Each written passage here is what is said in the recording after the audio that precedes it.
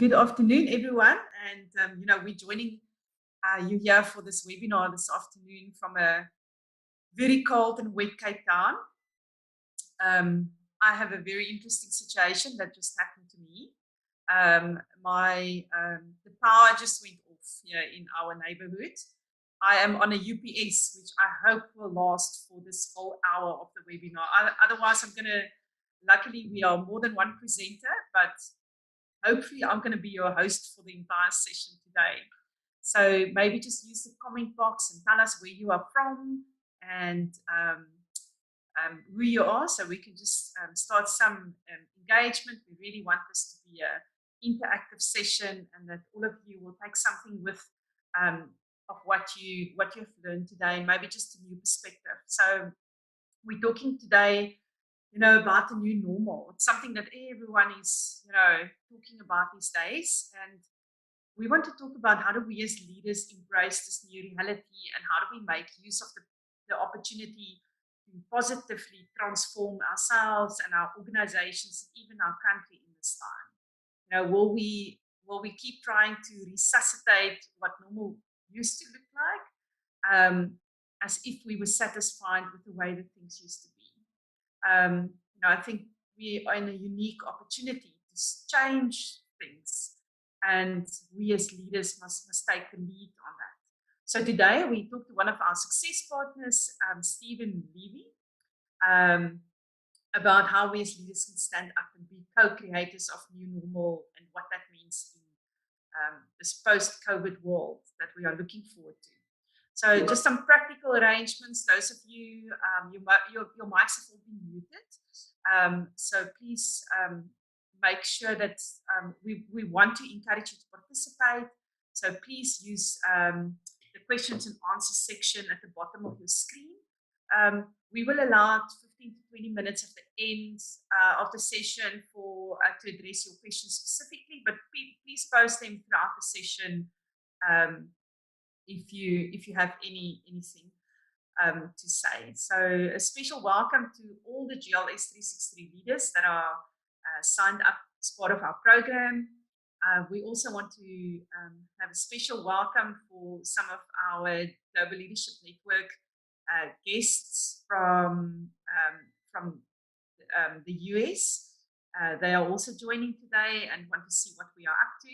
So welcome to you guys. And then for the guys that's tuning in for the first time, we're really happy that you are here, and we hope it's not the last time. We're doing this every month, the second week, and we hope to be seeing you again. So without further delay, let me introduce you to one of our success partners, Stephen Levy. Stephen, you can switch on your video so people can see what you look like. Stephen have 34 years of experience in the corporate world and in his own businesses and in various leadership positions. So he's going to talk to us today from his experience. And Stephen, I'm really excited to welcome you to this month's webinar. We are going to have a conversation style webinar. So Stephen's not going to do a presentation to us. I'm going to ask him a few questions and things that I'm wondering about and struggling with in my leadership journey in this new normality that we are facing. So Stephen, jump right in there with my first question. So the new normal, I really believe firmly that we as leaders are co-creators of the new way that the world of work will look like, and how we will be doing life going forward. So what in your opinion do we need to keep in mind when we are preparing ourselves and our teams for this new normal? Well, Leader, before I answer that, just thank you for inviting me onto your panel discussion, because I find your topic absolutely fascinating, and something that we all have to deal with globally. So whether that makes it easier or not, or just helps us to maybe embrace it a bit easier, because it's not unique to any one business, organization, or country actually. So, but yeah, it's an absolute privilege to be here. So thank you. And in answer to your question, I don't think there's a blueprint for how we're going to do things in this new normal.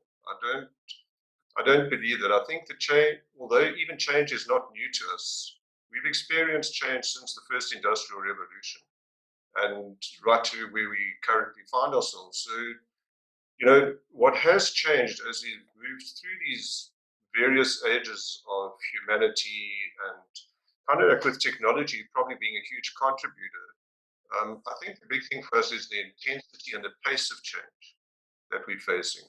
And this is placing more pressure on leadership and making it actually more important now than ever before to look at how they assume their roles in their organizations.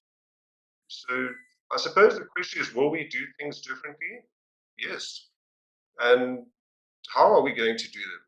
I think that's going to vary from industry to industry, organization to organization, division to division, team to team, and even individual to individual. So it's certainly not a one size fits all, as I said, hence adopting a coach journey, not a program approach.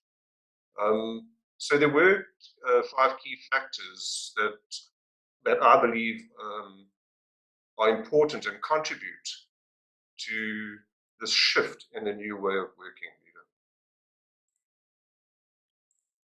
Yeah, I'm going to share them up on the screen so everyone can see what you are talking about. So maybe you just want to say what is these 5 factors that you're mentioning? Well, I think it's, pretty much as you got in there, the role of leadership, I think, is vitally important, as I said now.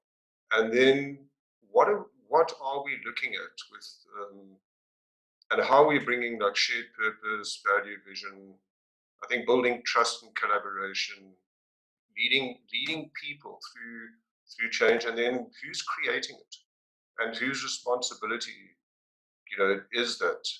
So yeah, I think those are the key areas I think that need to be focused on. In Well, my that opinion. sounds really great, Stephen. Maybe let's jump into the first one, the role of leadership. So, what is your insight on that? Yeah, well, I think leader. I think first of all, I would for leader. Not for leader. For leadership is to is I think everybody's feeling a little bit overwhelmed and right now. And I know when we chatted during the week, you actually mentioned that that there is a bit. You do feel this bit of overwhelm and so on, and it's quite normal. And if I just go back to a few weeks ago, I think one of your guests, Liesel Stefan, referred to in her presentation about just these emotions that we're all having. And I think what I picked up out of that was allowing it. We need to allow it. And it just highlights, why am I saying this? Because it highlights the fact that even leaders are human. So how awesome is that? It's like, it's it might be breaking news to some, but the good news is that I do have for them is that they don't have to go it alone during this time, and it's really it's a simple solution to it. It's not always an easy solution, but it's about asking for help, be it or being able to ask for help and being comfortable to ask for help, be it from internal or external sources. I think it's very important for us. And will we ever return to a pre-COVID-19 world? I pretty much doubt it. And if this is the case, then what does the role of leadership look like in this the so-called normal? And one thing that has stood out for me in my experience in working currently with people in business is that we're looking so much to the external. And I think maybe it's also time to just, we heard that analogy or this famous cliche of thinking outside the box. Maybe it's time for us to think inside the box a little bit. And leadership is really about that. It's about leading from the inside out and focusing on that which we can control. And how can we optimize our performance? So the focus comes really right into input and adaptation in order to produce desired outcomes. But I really believe in this time now, this is where our focus needs to be. Yeah, I like the idea of thinking outside inside the box right now, because we all have limitations. There's a lot of limitations put on us from the outside world, and but limitation also is the breeding ground for creativity and innovation. So if we this inside the box and what is limiting us can also be the outcome of what what we need to reinvent ourselves. Yeah, I think I love that word you use, to reinvent ourselves, and maybe that's what it is. Is it something new, or is it, as you say, look, it's time for us to look on the inside, and I think it's happened to a lot of people, even personally. So why would it be any different or why should it be any different in business? Let's do that. So yeah, definitely, it's 100% leader, and in that regard, I think I like to see things. We live in such a complex world, but I like to see them in their simplicity, if that's possible, or as simple as possible. So I want to allude to two simple rules for leadership. The one rule is that it starts with you, and rule number two is that it's not about you. And I firmly believe that in leadership, because business is made up of people. There's that wonderful quote from, I think it's Zig Ziglar. It says, you don't build a business, you build people, and then the people will build the business. And it's a fantastic time now for leadership to focus on, I think, caring for their people, and possibly the, the the well-being and health of the people that they're leading might have shifted from one of the sort of middle or lower rungs of the ladder, might have shifted up to the top right now. Mm. It's definitely something that I'm also picking up in a lot of the leadership webinars and articles that's available, is this big shift in the focus. But I love these rules, Stephen. I think this is definitely going to be my new favorite leadership quote. I've already written it down here in my notebook. It starts with you and it's not about you. I think we need to be reminded of that. It's so difficult, especially in a time of crisis, that we start focusing inward, into ourselves as well. So I don't think it's an easy task, but it's No, a not great at all. So okay, so let's move on to the second block of what you want to discuss, which is shared purpose and value, because that's really where it starts of how we start to effectively implement all of this. So because we need to start somewhere, as leaders, and you want to talk about shared purpose and values. Yeah, I think, just if I may, leader, just before we just shift in terms of, just for our audiences, if I can quickly, because I know we are pressed for time, but what is it about starting with you? It's about leadership leading from the inside, committing to their personal growth and understanding who they are, communication and connectedness, which we obviously going to elaborate on later, direction, which we're coming to now. There needs to be a certain kind of boldness and courageousness in leadership. I think that's where they got to show up. And humility, empathy, transparency, trust comes to mind. And then understanding adaptive leadership styles, because they've got to also understand those people that they're leading. And not everybody can be placed in the same mold. In terms of it not being about them, so that's just understanding with them, is the health and well-being of their teams, as we spoke about just now, team dynamic, understanding the teams, and how collectively they can make up a high-performing team. And then very much around engagement. And something I hear a lot in business is ownership, responsibility, and accountability. So the direction, one thing that stood out for me during this lockdown period, and that really came to the fore, was the purpose, values, and vision of the companies, and even our own purpose, and the power of it. Because irrespective of the circumstances, why our businesses exist does not change. It doesn't matter what the circumstance. So this is something we can reference back to. The values and what we stand for in our business and how we think and behave in our business should not change. And our vision of where we're going could possibly change for a few businesses, but I think generally it won't. So it's a great reference point for leadership to pull their people back and just to give some direction a little bit where we've maybe lost direction because of COVID. So definitely the power of purpose has come up in there a lot for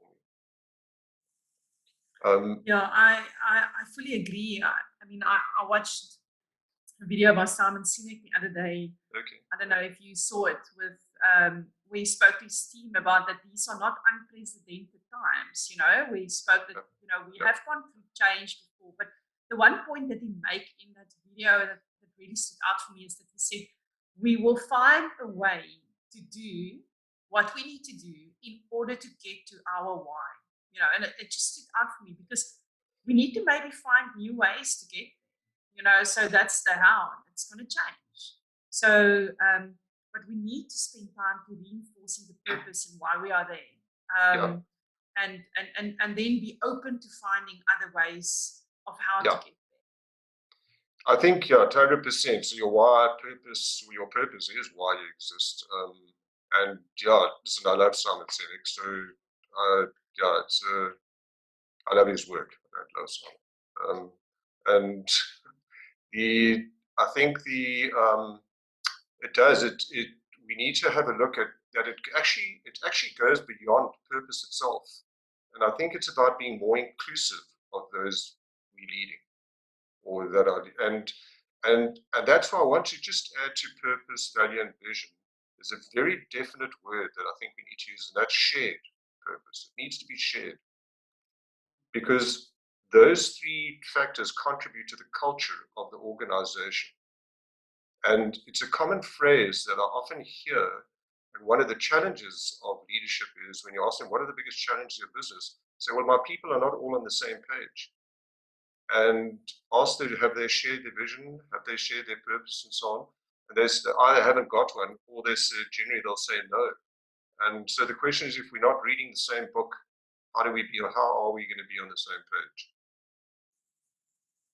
So I think it's very important, and again, as I say, at the risk of repeating myself, it's something that anchors us in our business, and something we have to reference back to.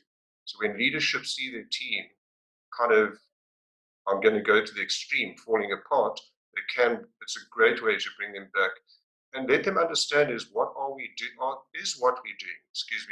contributing to our bigger purpose, and are we all in alignment with that?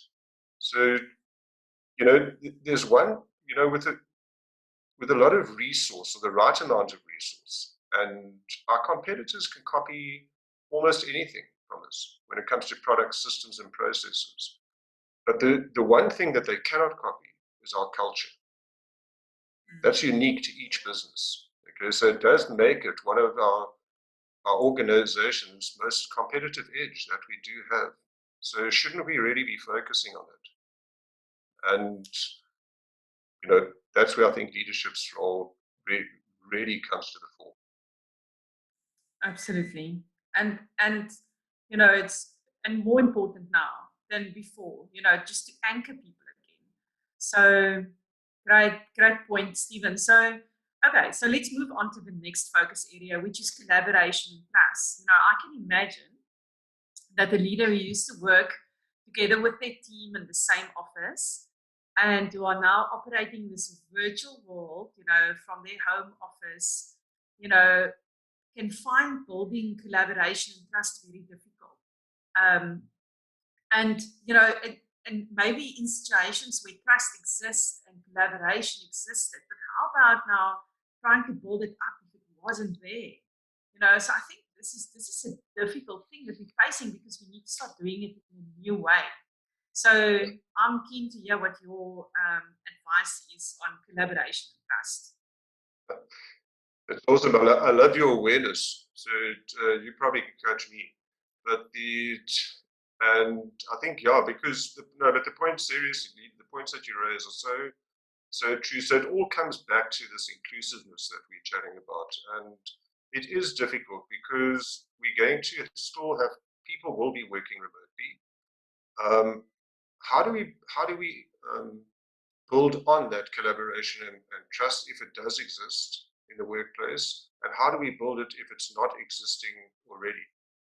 I think there's two words that come to mind, or one word that comes to mind is connectedness. So we're probably going to have to be more connected to our people. And, it's, as mentioned earlier, being bulletproof it's not a prerequisite for the role of leadership. They need to include their teams, especially now. We need to make quick decisions. The world's turning at a fast pace, and there is an enormous amount of creativity and brains trust that's sitting right under our noses. So I firmly believe that actually leadership is a team sport today. And yeah, if one wants to refer back to Simon Sinek, I love his quote of saying that a team is not a group of people who work together. A team is a group of people who trust each other. And without that trust, it's near impossible, I think, for a company to function at its optimum, because there's a high cost to low trust, and it's not always visible, and that's what makes behavioral change very difficult for leaders too, because it's not tangible. So how do we install this I think this trust and collaboration? It's really staying close to our teams, okay? And that comes to, we need to look at open communication. Communication is key in business. Okay, and when I say open communication, it's not only just talking about the things that are going well and all the good things. We also need to be able to challenge each other and kind of have some of those tough conversations, that one needs to have around the table, and you actually referred to it earlier, is being open to it. And it doesn't serve anyone, because communication is key, it doesn't serve anyone to have open communication but not implement it. And often you find, you have this open door policy with a closed door mindset, and that's not going to work. Okay. Because then if we don't, if you don't listen, there's a famous quote, if you don't listen, you're going to surround yourself with people who don't speak. So I think, that will go a long way, and that's whether you're on site or remote. It might need to happen more regularly without going in, because I can imagine there's somebody who's out there saying we can't spend our lives in meetings. It's not about that. It doesn't have to be a hours meeting or even a 30-minute meeting. It's just staying connected. How you're doing, the well-being of your team, and then discussing what they're doing, what value are they doing, what are they contributing towards that bigger purpose and vision of the company. Each day we can check in with it ourselves.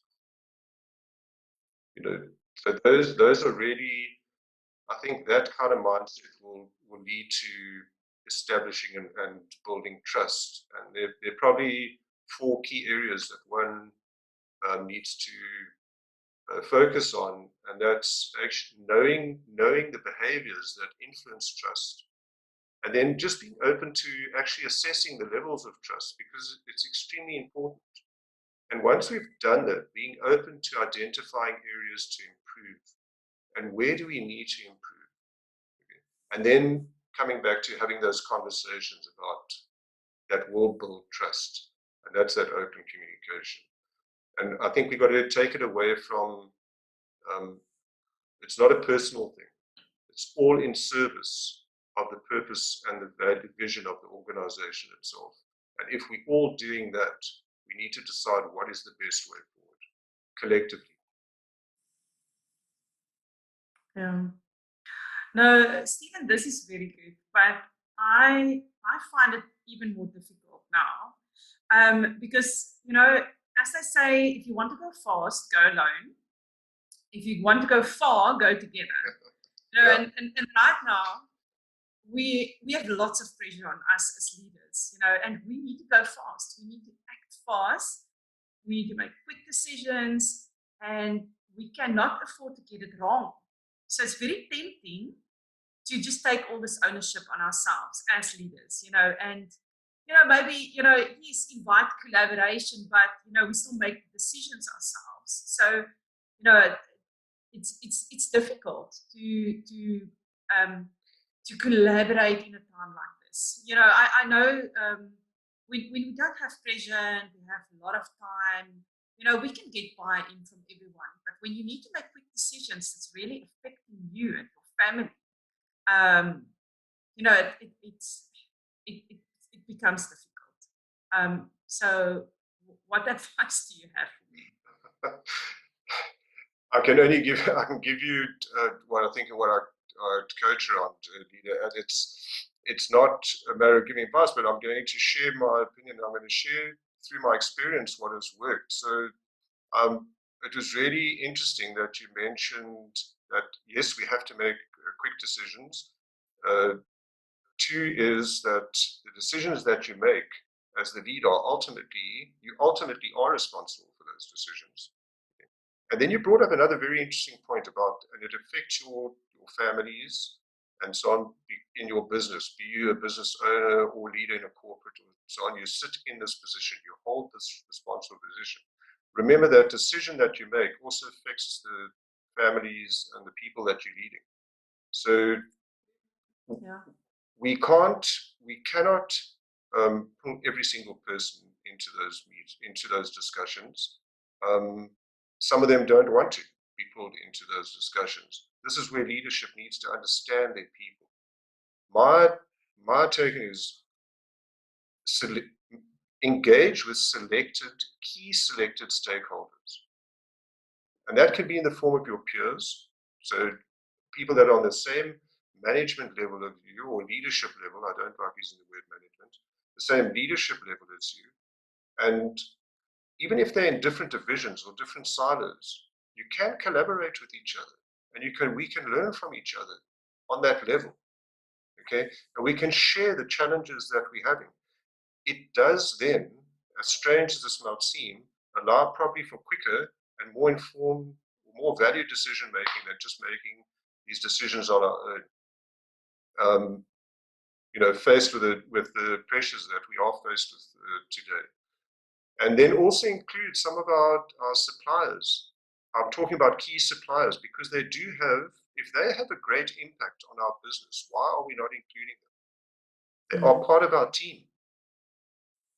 It's about forming trusting long-term relationships. So in answer to your question, I think the intensity and the pace of change that we're focusing now, this is really where trust is going to be tested. And I think leadership are going to, we bring people into a position because we brought them into the position because they met all the criteria that was required to meet that position that we were looking for. Yeah. So surely we need to trust them on that. And it brings me back to there's a conversation I had with a colleague of mine, a coaching colleague of mine the other day. Is trust earned? And it turned out to be a fascinating conversation. And eventually came to the conclusion that actually, no, trust is not. Trust is given, and then it's yours to lose. And I think when we employ people, they meet the criteria. I hope that we're trusting that they are good. We will find out in due course. There's no guarantee. But let's trust them. And are they going to make that big a mistake that's going to cost the company, that's going to close the company doors? We still hold on to the end of the rope. Yeah. And we can reel them in, But that's how we can grow and develop our people. Yes. Great, Stephen. So I think I'm just watching the clock here. I know that people always have lots of questions, and you're making so many interesting points. The the next thing that you said that you want to talk about that we also need to consider is leading change. Yes. Everything around us is changing. I think we ourselves need to cope with change, and how we each face change Yeah. in our own personal capacity. But we need to Yes. do it quickly because we also need to lead change for our teams and our businesses and organizations. So yes, talk to us about leading change. Change. Okay.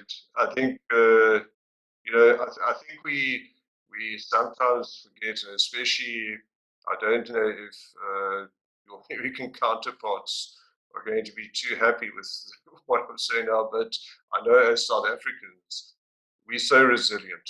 We have been through so much change. We live in such a wonderful society of diversity, and we've had a cope with change. You can cast your mind back to as recently as 1994. That does seem a long time ago. Just look what happened in our country, and yeah, we have our problems and so on. But actually, if you look in essence how we've moved through that change, and I think quite well. Yeah, I'm not a politician, so but I think if you actually look at it, where people were so concerned, and when COVID hit us now, I was thinking about everybody went and stocked up, and it cast my mind back to 1994, where we also stocked up because we thought the world was going to come to an end when we moved into this new democracy. Okay, but it showed us what resilient people we are. So I think if we can face those kind of changes, let's do it in our business and remain, just as long as we remain focused, responsible, and don't fear change. Rather than try and embrace it. Again, it's not easy.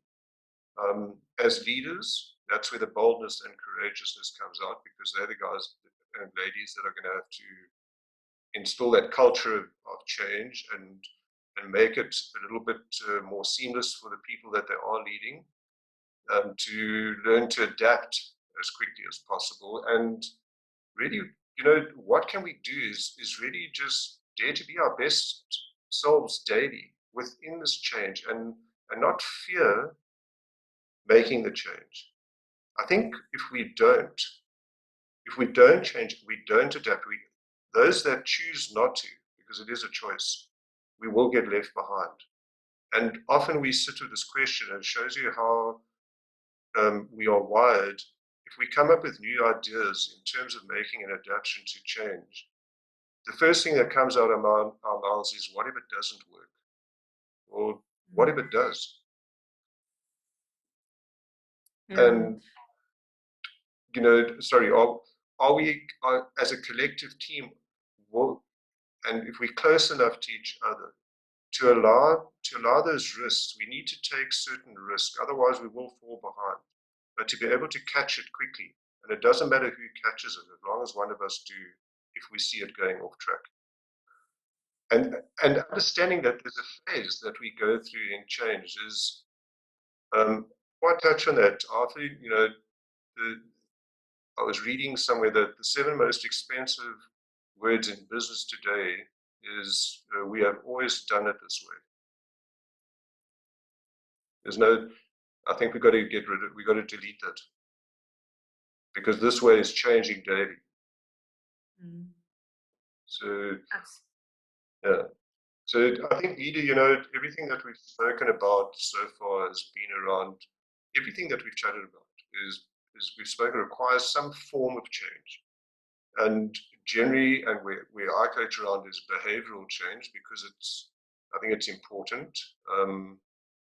And I think it's because I believe so much in people making up business, and our behavioral change can have a huge impact on the actually operational stuff because how do we approach it? And this is what I think where leadership needs to focus. If they trust their people, everything that we've spoken about, and they can get everyone to commit, and they're all bought in, not one foot in the door. Everybody is bought in to achieving the same objective. We can build world-class teams that can achieve what we are trying to achieve, and we can achieve it quickly. So I would like to chat to you a little bit about the change curve, and I'll tell you why, because I think it's important for leadership to, not only leadership, but for leadership to understand that going through change does bring about its own challenges, as we've all seen, but it's about understanding it. Yeah, let me share the change curve slide that you have shared with me, because I also think this is an important discussion. You know, we've all seen it before, but maybe you can provide us with some insight. How do we need to look at this in this time?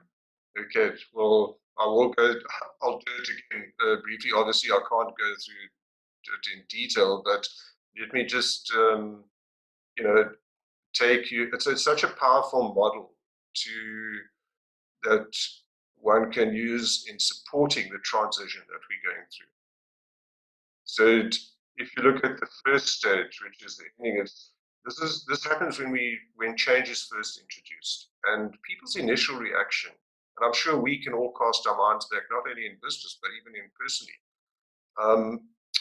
If our initial reaction is generally one of denial or shock, and then we put up this resistance to change, and we can manifest it by, you'll see it. So leaders will see it in their people as soon as they'll manifest it through blaming others as they react to the challenge of, or their reaction to the challenging of the status quo, or the current status quo.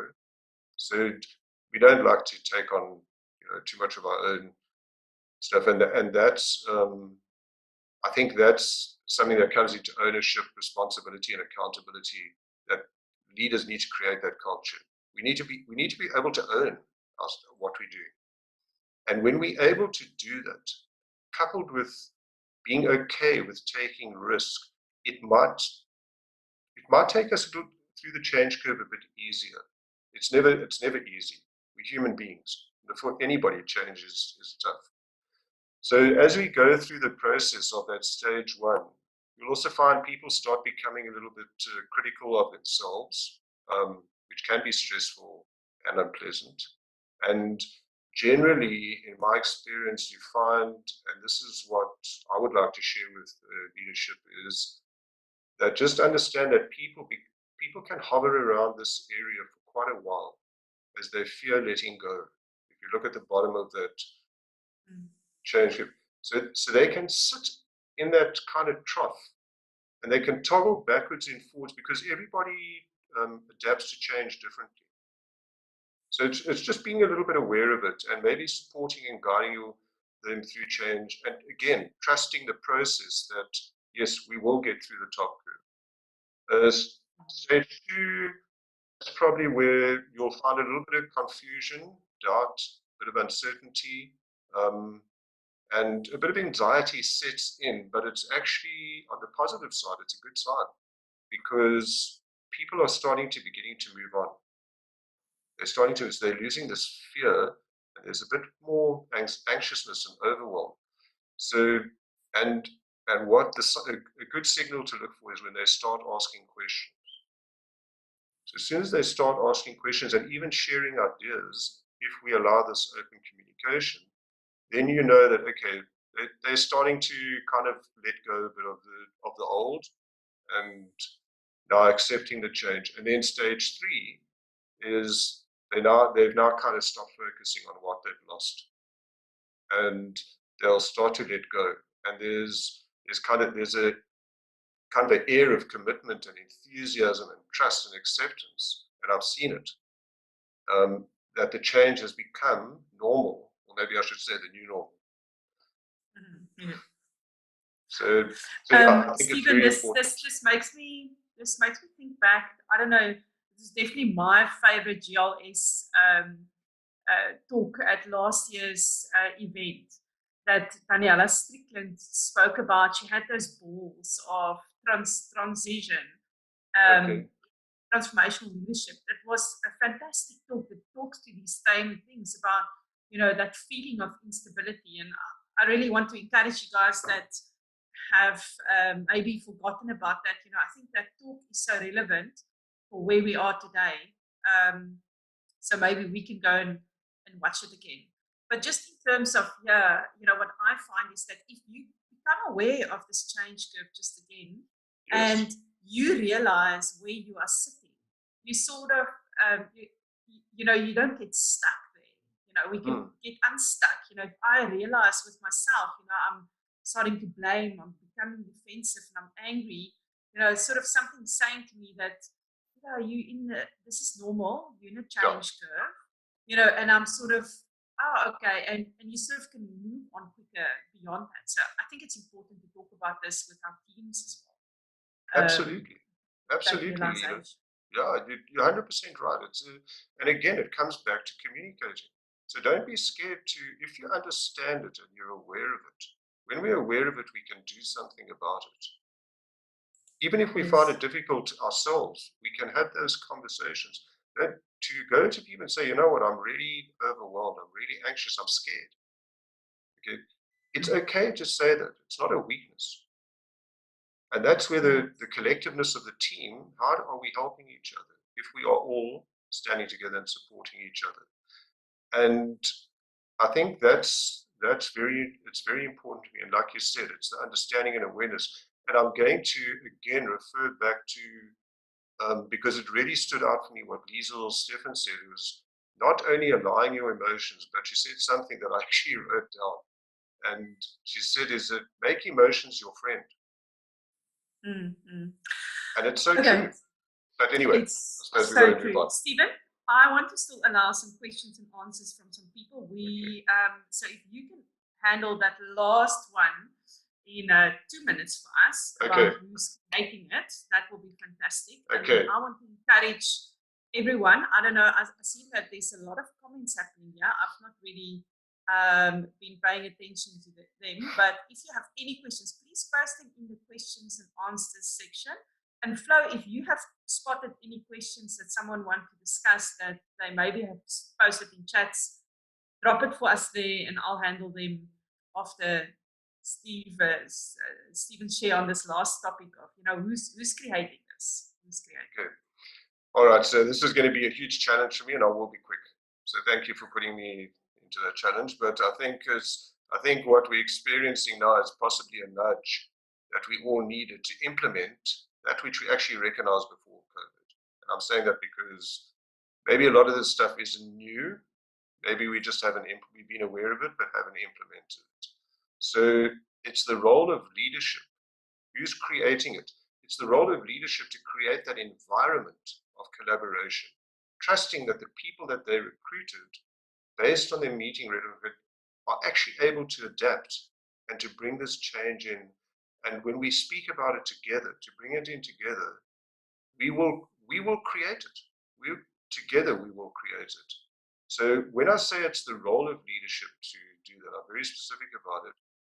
While it's the role of leadership, it's the responsibility of everybody in the organization to create it, okay, and to make the necessary adaptations, whatever that looks like within their own organization. And I think that's important, that those adaptations, that we all take on the responsibility. Leadership create the environment, and I think also is what we need to do is it needs to be measurable. And the reason I say that is, and yes, behavioral change can be measurable, by the way. And I think it's not just the numbers and everything. Behavioral change can be measurable, which is another conversation.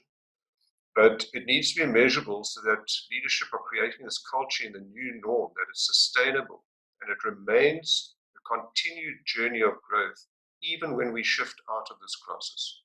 So that's what I want to. Was that 2 minutes?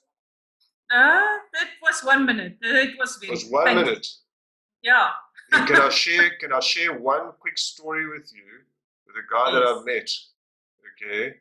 And something that stood out for me in terms of trusting your people and so on is a guy I had the privilege of meeting Howard Baha. He's one of the co-founders of Starbucks.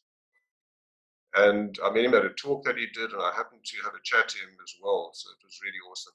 And amongst many other things that he said, and he spoke about people as a success of Starbucks. He always said he never understood what we've just spoken about now, that we bring people into a position, they meet all the criteria, we put them behind the desk, and then we tell them what to do. And he says he lives by the mantra is that let the person who sweeps the floor choose his own broom. Mm. And I love that. I love that too. Yeah, that's great. Such a practical way of thinking about that. Steve Crispin is saying, it's all about how we take tough business decisions about pruning off parts of our business that no longer serves us and the impact thereof on our people and clients. What is your thoughts on this? Yeah, I think it's an awesome question, and I think this is where the collectiveness comes in, and the power of purpose and vision will help us actually sit around the table and discuss it. How does it impact us and our clients? How does it impact the organization and what we stand for? So we need to be able to, if I understand Kristen's, I just want to see here the chat again. So No, how do we it's in the take chat. the tough business? How we take the tough business decisions by putting off the parts that no longer serve us? It's the art we're going to. This is open communication. Face the tough business decisions, but let's shift it away from. If I can say in one word to Kristen is, let's shift out of our egos. And let's make sure that we're doing it in service of the bigger picture of the business. And I think when we do that, and we discuss, we need to, if it didn't work for us before, don't hang on to it. In fact, why would you? But we have to try it. This is part of risk. How will we know if we don't try? I often say, failure is not failing. Failure is failing to try. It's not failure itself. And if we don't know, if we don't try, we will never know. We're going to be left wondering. And that comes back to what if it doesn't work? What if it does? Because we don't have crystal balls in front of us. So I hope that answers Crispin's question, is that I think we just got to shift in what's the best interest of our business and the impact that has on the people that we're serving, our customers, and meeting their needs. And does it work or not? And if we're not really sure, maybe we also need to form those long-lasting relationships with our customers and chatting to them more, not just about the product. What do they think? What is it? Why did they buy from us? Not because I got a product.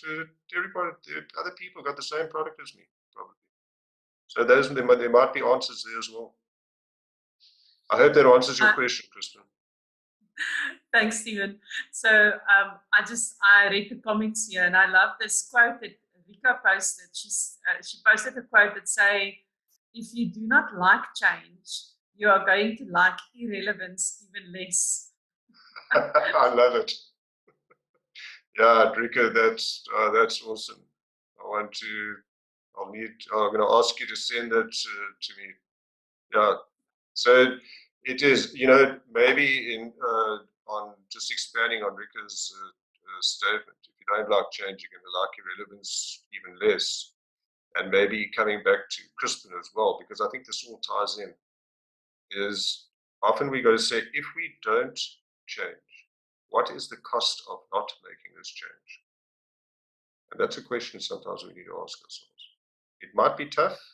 It's going to be risky. But what happens if we don't? And there might very well be a cost to changing if it doesn't work out. But what is the cost of not doing it? It might be bigger. I think sometimes the thing is that we don't have a choice.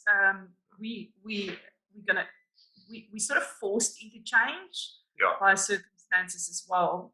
So we can't really stay at a certain place because that's also going to change. And I think that's what people don't understand always when it comes to change, is that when you don't change, things around you are changing, so you in any case changing, but the outcome there comparing to the outcome where I'm going to, it's like standing on this burning platform. We need to go somewhere. And so and I think that's important, to realize that if we're holding back, we're also making a decision. You know, Sure. so yeah, no, wonderful. I don't see any other I think- questions. I from think on anyone. that, leader, if there aren't any, I think on that also, if we don't, especially, I mean, you spoke about it first up when I listened to your introduction, is that the world is changing. It is changing, whether we like it or not. It's changing. So if we don't, it's static. We're gonna be static. We need to move forward. So yeah, embrace this. And again, I will again bring back to that's why we need the collaboration. But with key people, we need to make sure that those people who we're going to collaborate with, okay, that they want to. We don't want people in there that don't want to. And in business, you'll get them. There will be people who are happy just to move along with whatever everyone else does. But there are people that we can make use of. There's some good brains trust in business. Yeah, thanks.